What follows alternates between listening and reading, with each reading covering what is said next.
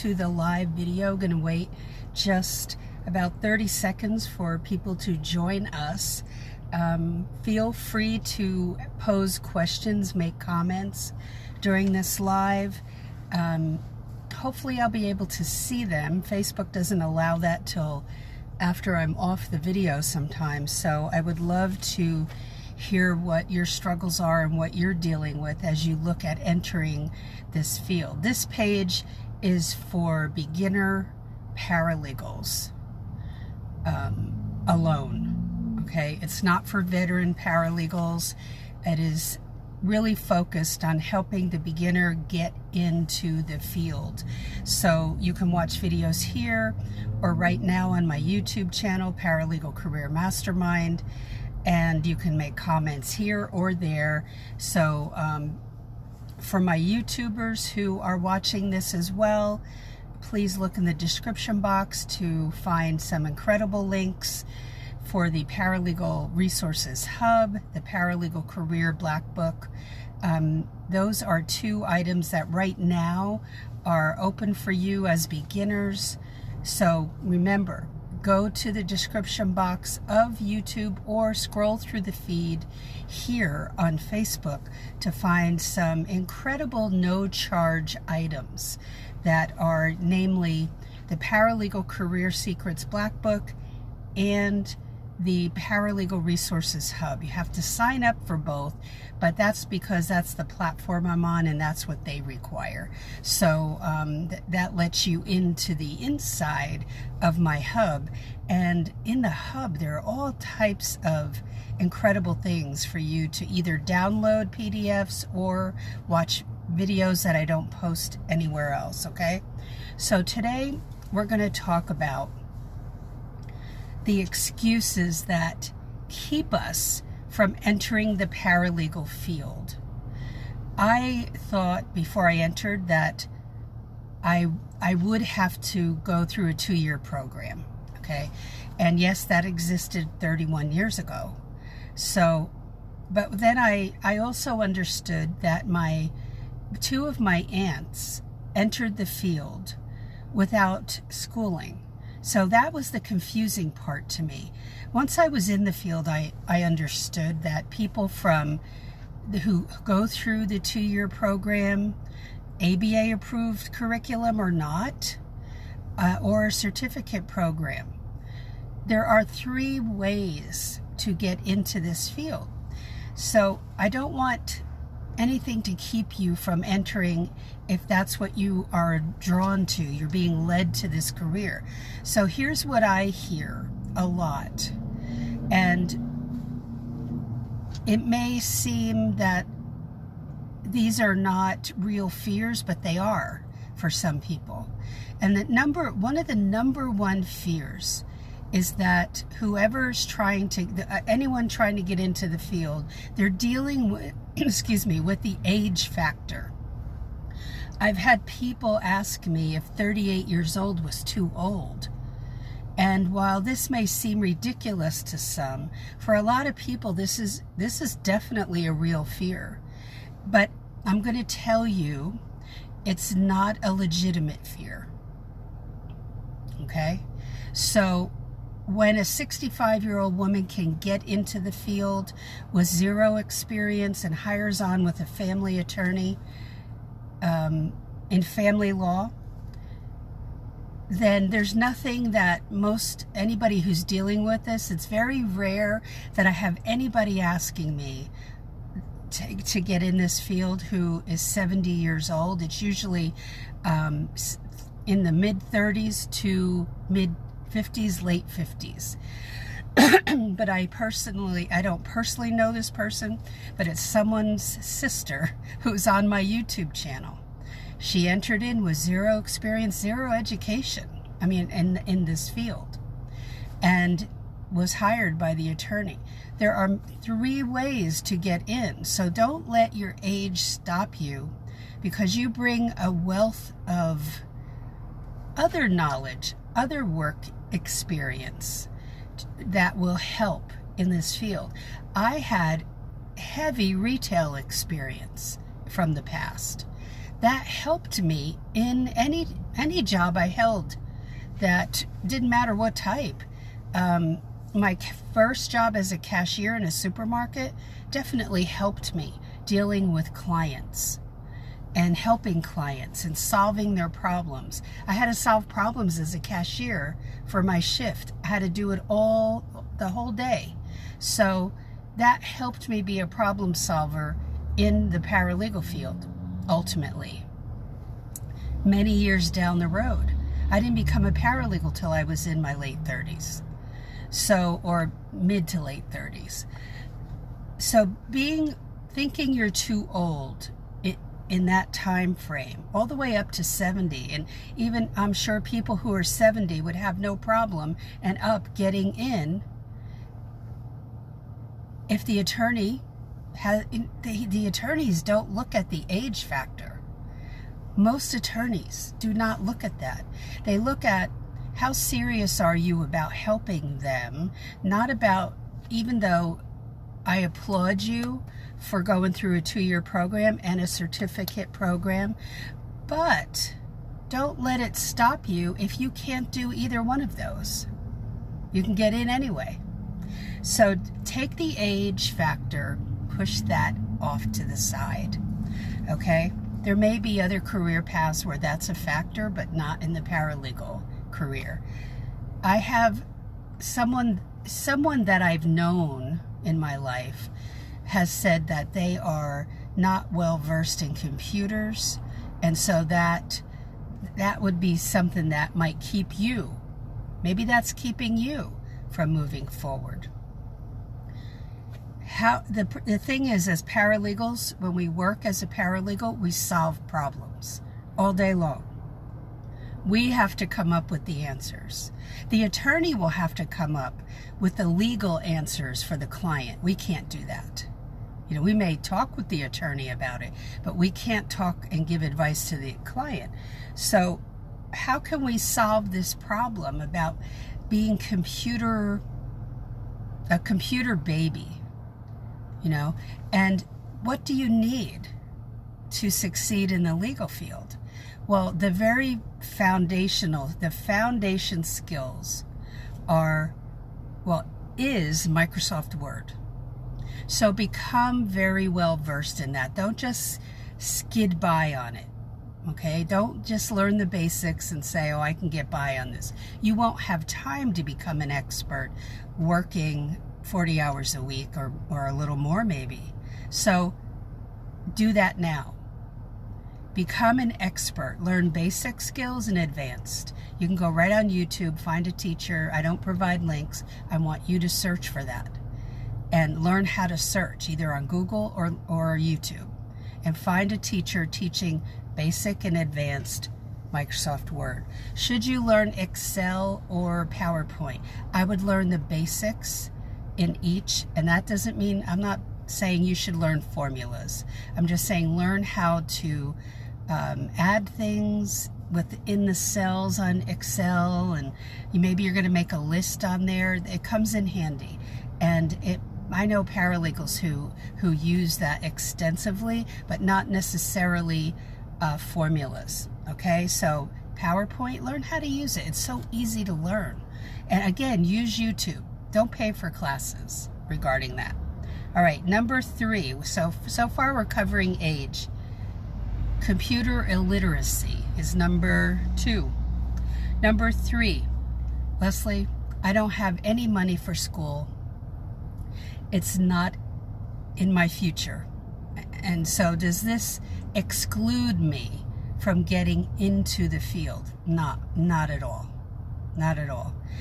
But whatever jobs you're seeing online, you've got to investigate what the paralegal does. What are the paralegal duties for that job? A lot of times they list it in the ad, and if they don't, what do? Go to Google and research each one of those duties then. Break it down. That's called drilling down in the legal field.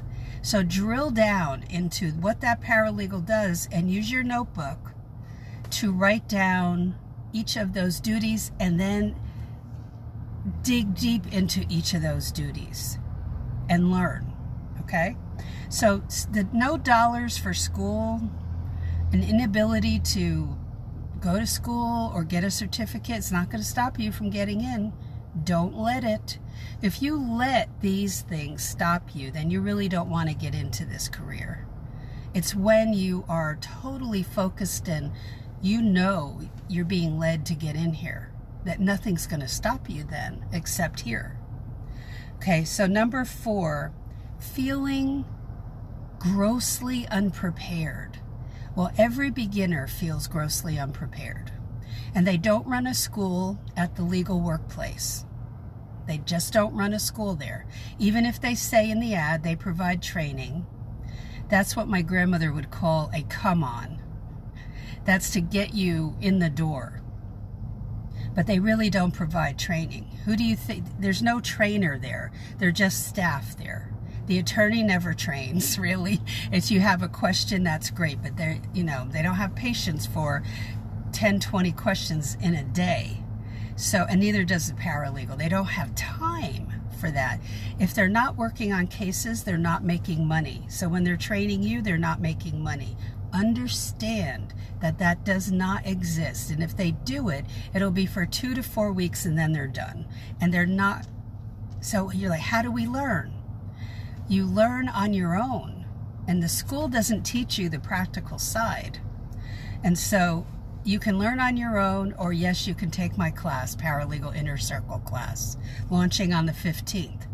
But don't make that assumption. We never assume in the legal field. We don't guess.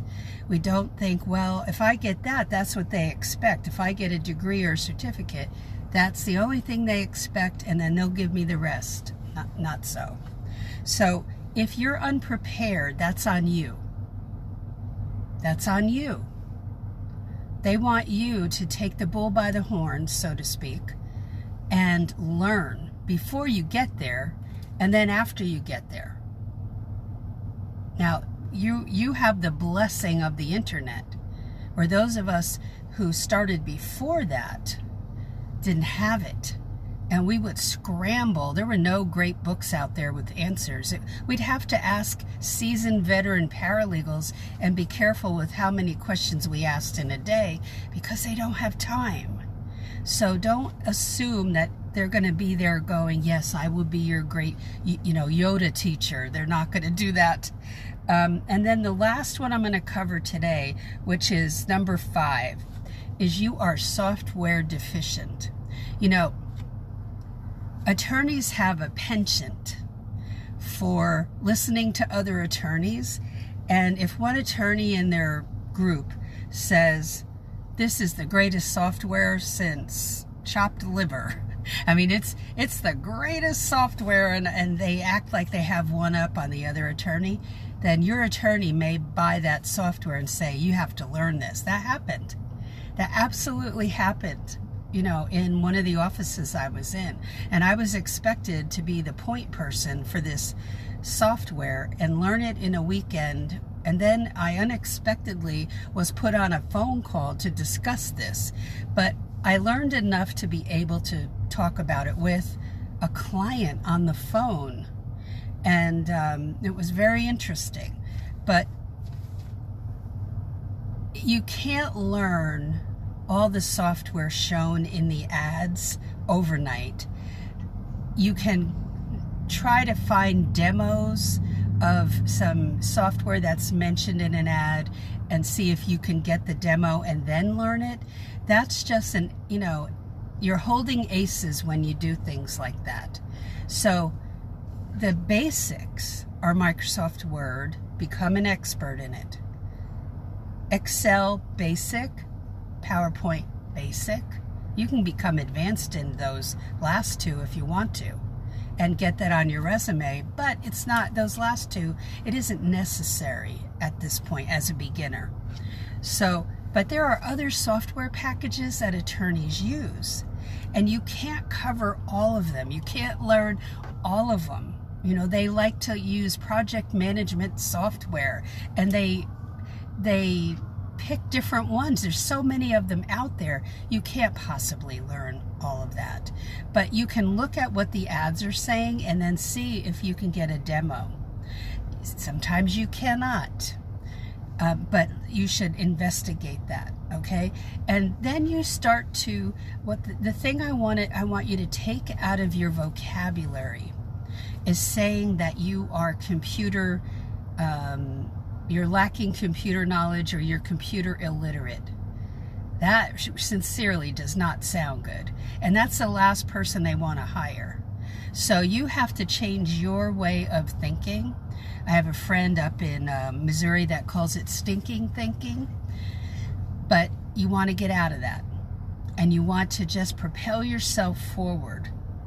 And if there's like a type of job you want, then what type of software do they use in that type of law? Oh, that sounds like a Google question to me. What type of software do family law attorneys use?